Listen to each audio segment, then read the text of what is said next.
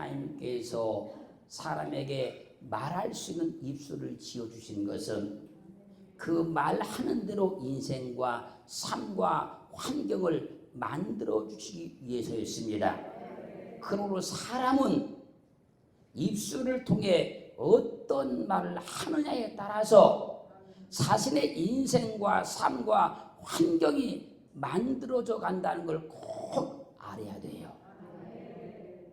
그러므로 우리는 말을 할 때 복된 말을 해야 하고 믿음의 말을 해야 하며 긍정적인 말을 해야 합니다.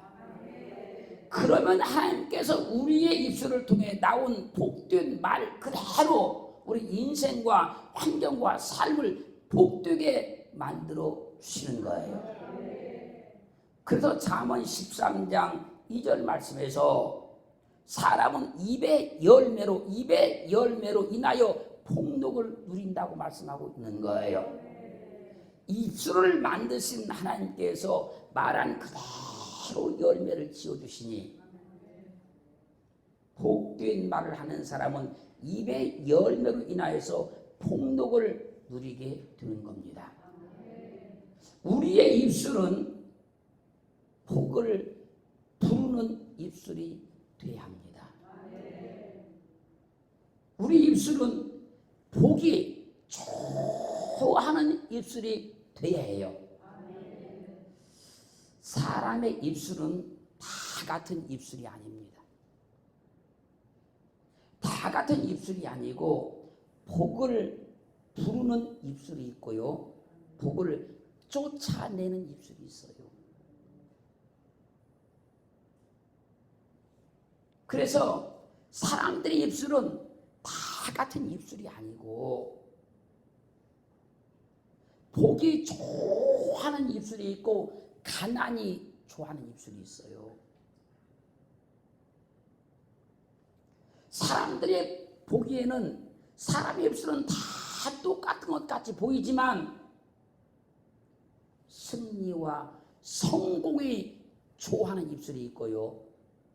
실패와 패배가 좋아하는 입술이 있어요. 누구나 사람들은 자기 입술을 귀하게 여기지만 사람들 입술이 다 같은 것이 아니고 주님이 좋아하시는 입술이 있고요. 마귀가 좋아하는 입술이 있어요.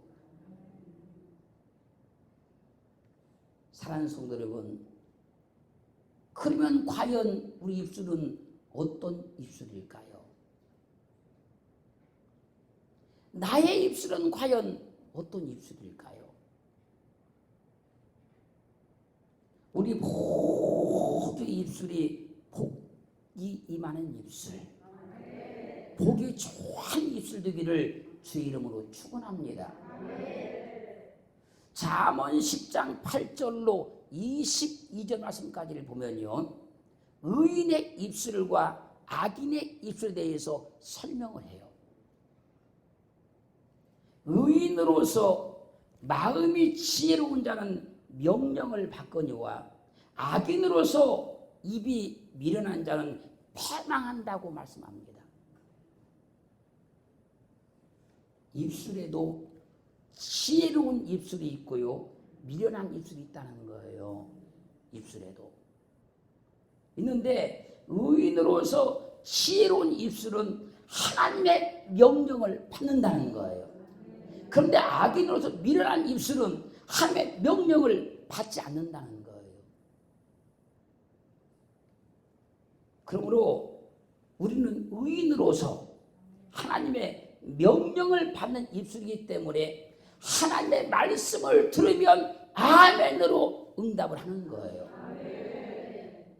그게 하나님의 명령을 받는 지혜로운 입술인 거예요.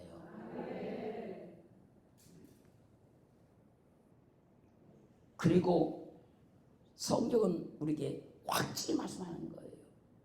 의인의 입술은 생명이라도, 의인의 입술은 생명이래요. 악인의 입술은 독을 머무느니라. 악인의 입술은요, 독을 꾹 머무고 있다는 거예요. 그래서 의인의 입을 통해서는요, 사람을 살리는, 사람을 도와주는 그런 말만 나오기 때문에 의인의 입술은 생명의 샘이라 그러는 거예요. 사람의 입술을 통해서 나오는 그 말이요, 한 사람을 살려낼 수도 있고 죽일 수도 있는 거예요. 야고보서 3장 6절은 증가합니다. 혀는 곧 불이요, 불의 세계라. 혀는 우리 지체 중에서 온몸을 더럽히고 생의 밭귀를 불사르나니 그 사르는 것이 지옥불에서 나느니라. 입술을 통해 사람을 살리면 그 입술은 생명의 샘이 되는 것이고, 입술을 통해서 사람을 죽이거나 사람을 어렵게 만들면 그 입술은 지옥불이라는 거예요.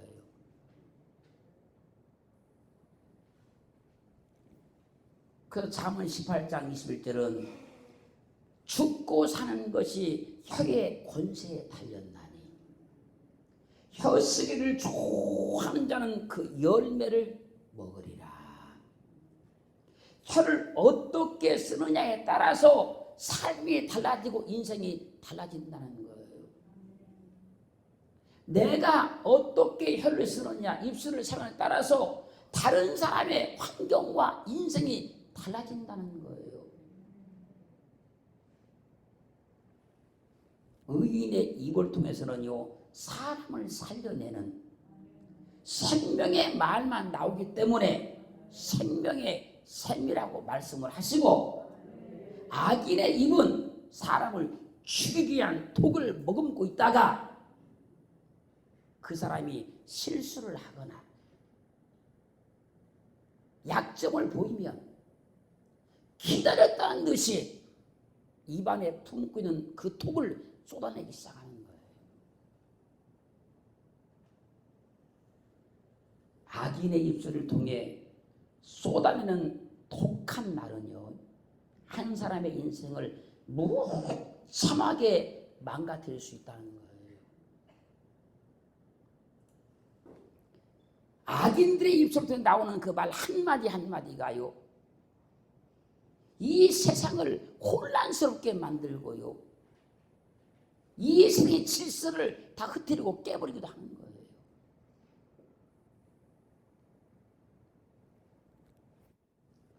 그 잠언 16장 28절은 증가합니다. 배려한 자는 다툼을 일으키고 말장이는 친한 벗을 이간하느니라. 친한 벗을 이간하는 게 말장이래요. 잠언 26장 20절은요, 남과 다하면 불이 꺼지고 말장이가 없어지면 다툼이 쉬느니라.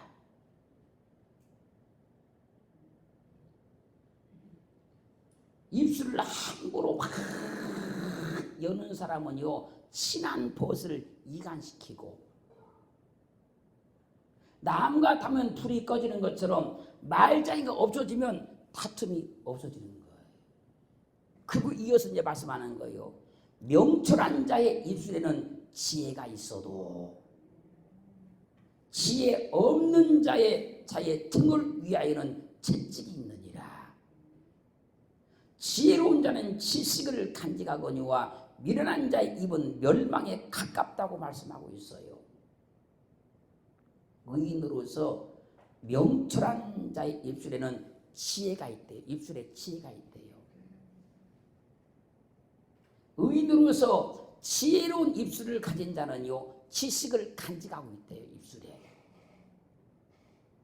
이 지혜와 지식이 머리에만 있는 게 아니라 이 입술에도 있다는 거예요. 우리의 입술에는 지혜가 있어야 하기 때문에 말하는 것도 그냥 말해서는 안 되고 지혜롭게 해야 되는 거예요. 우리 입술에는 지식이 있기 때문에 그냥 막 말하면 안 되고 잘 알아보고 자세히 알아보고 확실히 알아보고 말을 해야 되는 거예요. 그래서 그 입술을 통해서 나오는 그 말을 들으면 이 사람이 지혜가 있는 사람인지 지식이 있는 사람인지를 분별해낼 수 있다는 거예요. 우리 입술은 전부 다 지혜로운 입술 되기를 주님으로 축원합니다. 지식이 가득한 입술 되기를 주의 이름으로 축원합니다. 그래서 에베소 4장 29절 말씀에서요. 무릇 더러운 말은 너희 입 밖에도 내지 말고 오직 덕을 세우는데 소용되는 대로 선한 말을 하여 듣는 자들에게 은혜를 끼치게 하라. 듣는 사람들에게 은혜를 끼치게 말하는 입술이 지혜로운 입술인 것이고 지식이 있는 입술인 거예요.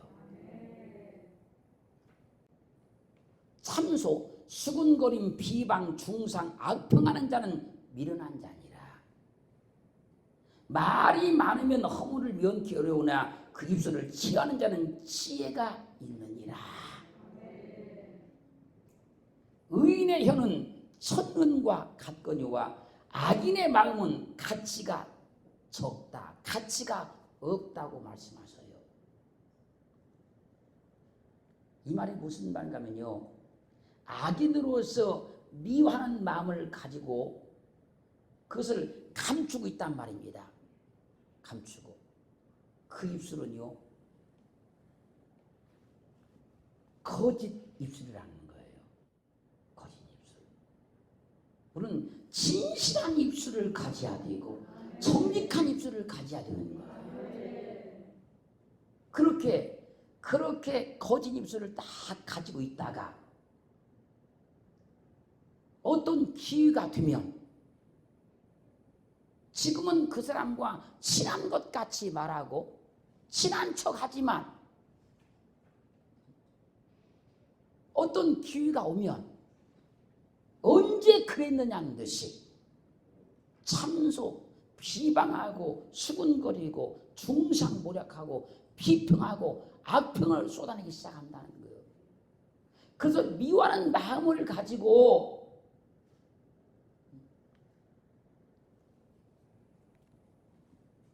그걸 감추는 입술은 그래서 거짓 입술인 거예요. 지금 친한 척 하는 거예요. 지금은 좋은 척 하는 거예요. 근데 그 입술은 지금 거짓이 가득 담겨 있는 거예요.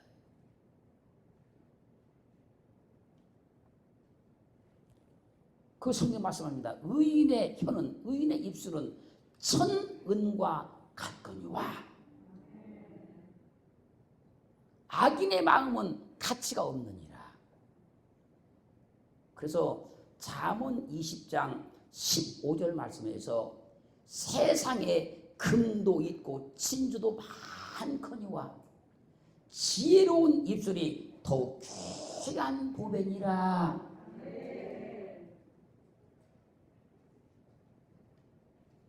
의인의 입술은요 1000개의 은보다 더 귀하다는 거예요. 의인의 입술은. 의인을 통해서 나오는 그 말 한마디 한마디는요 금보다 은보다 진주보다 더 귀하다는 거예요. 그래서 지혜로운 입술에서 나오는 말은 금과 진주보다 더 귀한 보배니라. 우리 입술에 하나님의 지혜가 오면요 우리 입술에 뭐가 있어요? 진주보다 귀한 보배가 우리 입술에 있는 거예요. 그런 복들 입술 되기를 주님은 축원합니다. 왜요? 하나님이 그 입술에 열매를 지으시기 때문에 그래요.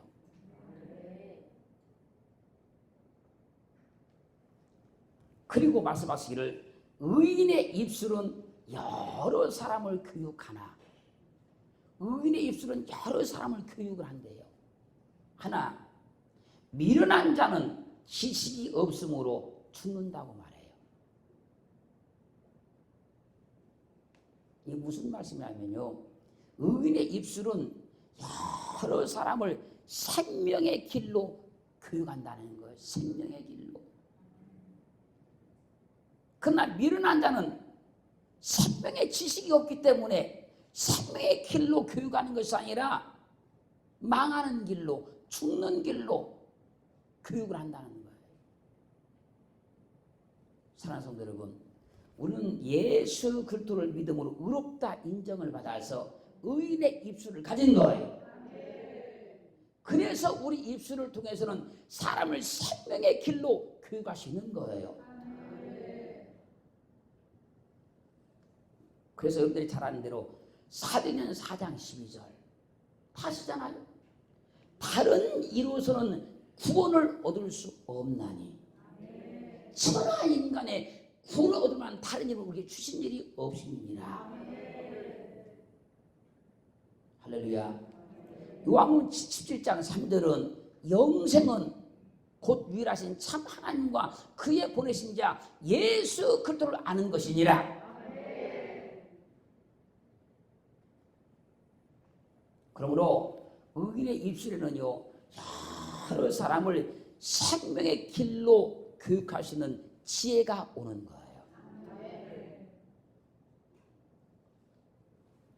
그래서 그 생명의 길로 교육하는 자기 자신도 살고 그 교육을 받는 사람도 영원히 살게 할 수 있는 거예요. 그러나 악인의 입술에는요 이 생명으로 교육하는 지혜가 없기 때문에 그 성경이 그래서 말씀했잖아요. 마태복음 15장 14절 말씀에서 그냥 두어라. 그냥 두어라. 저희는 소경이 되어 소경을 인도하는 자로다. 만일 소경이 소경을 인도하면 둘이 다 구덩이에 빠지리라. 누가복음 6장 39절은 소경이 소경을 인도할 수 있느냐? 둘이 다 구덩이에 빠지지 아니하겠느냐? 악인의 입술에는 생명의 길로 교육하는 지혜가 없어요. 즉 세상에 어둠의 지식이 있어요. 멸망의 지식이 있어요. 그 입술에는. 그래서 교육하는 자신도 죽어버리는 것이고 교육을 받는 사람도 죽게 만드는 거예요. 우리는 하나님 앞에 사람을 생명의 길로 이끌어갈 수 있는 지혜를 구하기를 주님으로 축원합니다.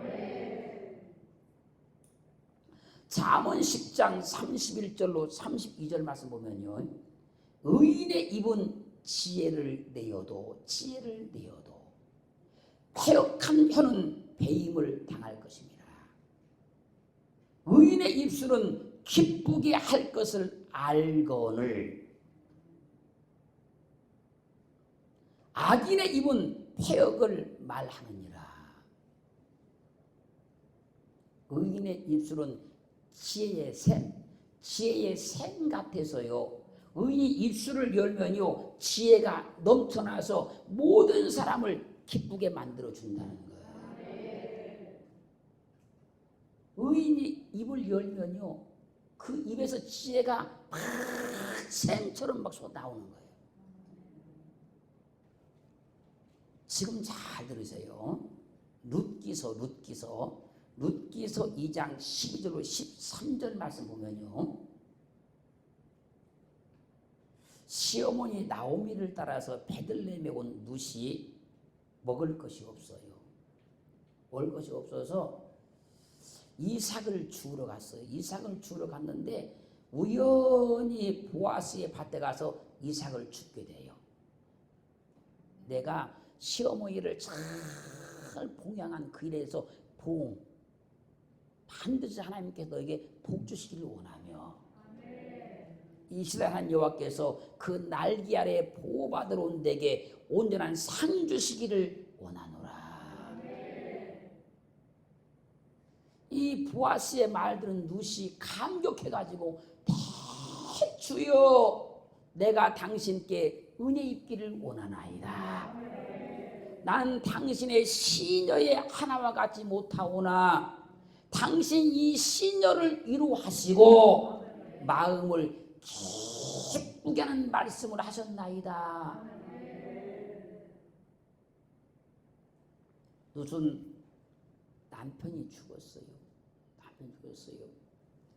남편이 죽었는데 연세 드신 시어머니 나오미가 고향으로 돌아가겠다고 하면서 너는 친정으로 돌아가서 재가를 하라는 거예요.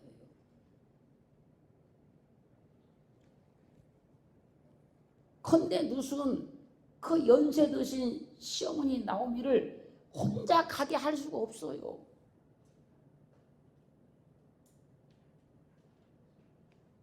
그래서 시어머니의 뜻을 거절하고 끝까지 시어머니를 따라서 베들레헴으로 돌아왔어요.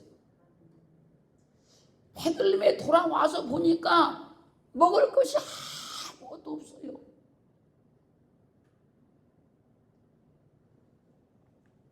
먹을 것이 없어 굶주린 룻이 시어머니를 봉양하기 위해서 이삭을 죽으러 가는 거예요. 이 이삭을 죽으러 갈 때 룻은 모압 사람이잖아요. 이 베들레헴 그 동네를 전혀 모르잖아요. 저기 밭들이 있는데 어느 밭이 누구 밭인지 어떤 밭이 누구네 밭인지를 몰라요. 그냥 가다 보니까 어느 밭에 가서 이삭을 죽기 시작한 거예요. 그런데 그 밭이 보아스의 밭이었단 말이에요. 그 밭에 가서 지금 이삭을 죽고 있는 거예요.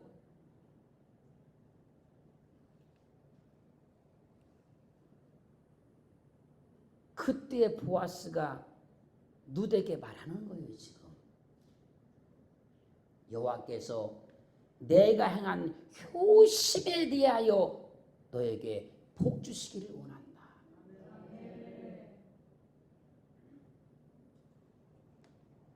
이스라엘 여호와께서 그 날개 아래 보호받은 내게 상 주시기를 원한다.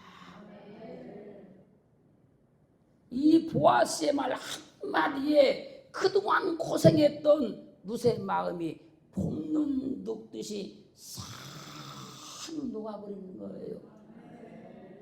그래서 말하는 거예요. 당신이 이 시녀를 위로하시고 마음을 기쁘게 하는 말씀을 하셨나이다.